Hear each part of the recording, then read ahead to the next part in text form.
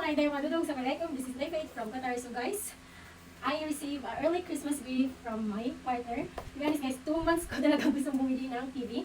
But yesterday, kasi may tinatawag kasi kami guys, savings for one, savings for needs and for emergency. And ngayon guys, we spend already our savings para sa wants namin kasi bumili kami ng mga gamit, ito ganyan. Then last time talaga, bibili sana ako ng TV guys. But because the money is not enough already kasi bumili ako ng speaker para sa video okay. And now guys, they keep asking, you really want quad ba daw TV? Oo, kahit 42 inches ba yun? Oo, 42 inches. And sabi, 43 pala. Then, hindi ko talaga, ano guys, kasi wala pang sahod. So, hindi ko alam na may ano pala siya, init na pera. So, na-surprise ako guys. Tignan nyo, 55 inches yung binili niya guys. So, this is early Christmas gift for me. So, that's it. Unbox natin guys.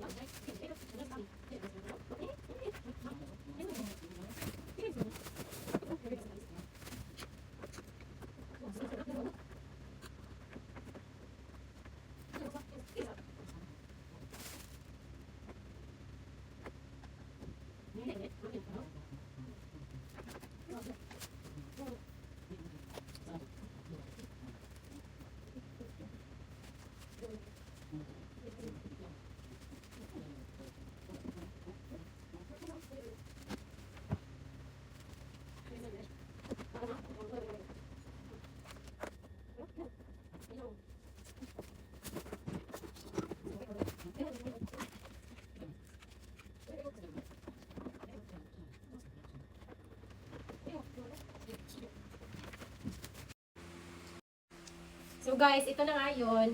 Siniset up na po ni Dada yung ano namin. So, we have already our TV.